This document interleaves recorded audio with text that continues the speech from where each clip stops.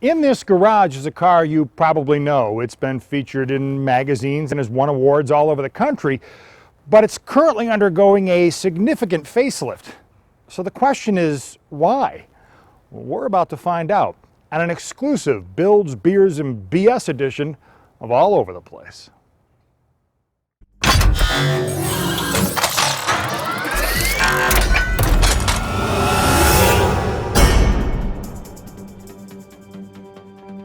What started as a barn find in upstate New York turned into hot rod designer Murray Paff's piece de resistance.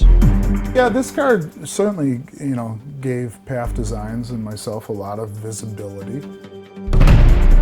It really turned into the concept car that Chrysler never built, or even the sports car that they never built.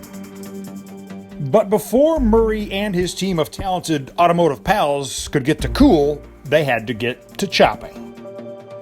Proportion was important, so we actually cut the car in 5 different places to shorten it, and then we cut it down the middle and we narrowed it, and then we cut a section of 3 inches through the whole car like that and brought the proportions down. It was addition by subtraction, punctuated by those iconic orange wire wheels. When I first said I'm going to put orange wire wheels on it, people were like, what? I hated the whole idea of the orange wheels the first time around. I mean, I was probably the most vocal about it. In the end, it worked. It gave the car, some vibrance. It made it sporty, and people have come to love it. He stuck to his guns, and and when it was all done, I had to go, damn, Murray, maybe you knew what you were talking about. Those wheels, they actually worked. I mean, they worked quite well, actually. Mike Brim knows what he's talking about too. He used to build show cars for GM. At one time he served as the maintenance manager of their heritage collection. And he's a master metal fabricator. A man so integral to the build, he lived in Murray's house until the completion of the project. What is it about his skill set that makes him uniquely qualified to do the kind of work that he does? He is anal retentive, obsessive compulsive. In other words, a perfect man to enlist to redo everything they did 7 years ago. Wait, what? If it ain't broke, you don't fix it. So why in the world are we redoing the Imperial Speedster? Yeah, if it ain't broke, you don't fix it. Just because you can doesn't mean you should, right? All those things. You're breaking all the rules. Yeah, you have a point, Mickey. So why are you here? Yeah, right. Well, what's the method behind the madness? Why? Well, it's been 7 years since the Imperial debuted.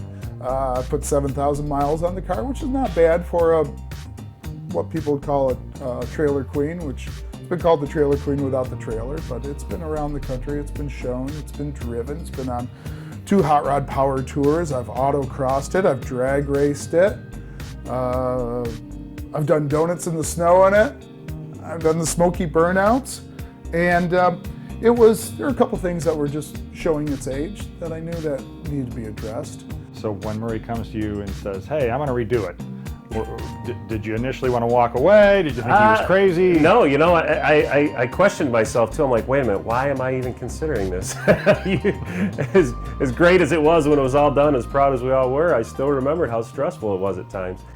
And I was like, yeah, let's do it.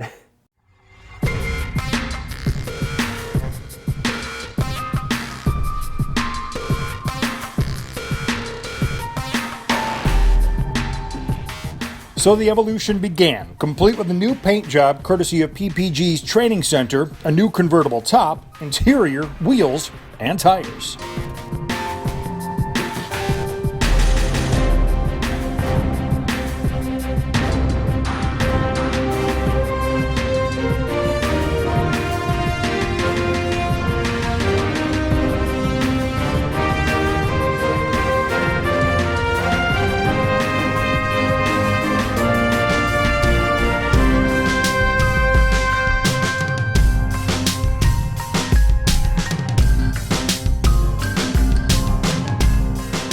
Once I had made that decision that, yes, we're going to change the color, I really got excited about the car being, it's not brand new, but it's revisioned. We're calling it an Imperial Evolution. So really, it's going to get something for everybody to say, hey, do I like the old one or I like the new one? Well, either way, they've got no choice. They're stuck with the new one, or at least I am anyway. I'm pretty happy with the way it's coming out on the redo. I'm excited to see the evolution.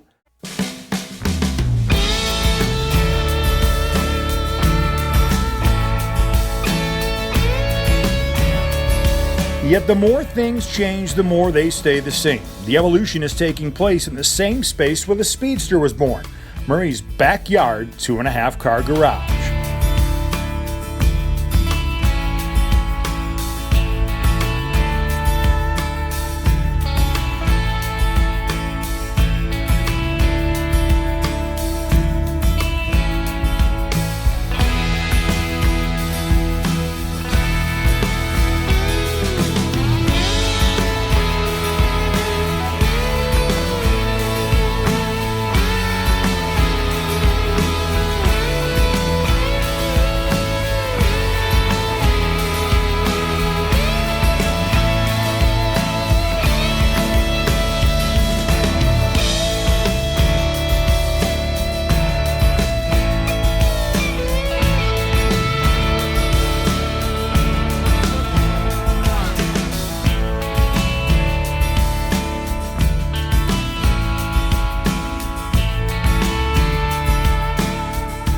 The stories that come out of it, the relationships that you build, I mean, that is the essence of hot rodding, and it did win the Cruise News Spirit of Hot Rodding Award, which that is one of the criteria for the award. It's the spirit. It's not necessarily all about the car, but it's about the people and the journey. And we're taking that journey again. Well, by nature, evolution, I don't think really knows an end. So in another 7 years, are you tearing this apart and doing it again?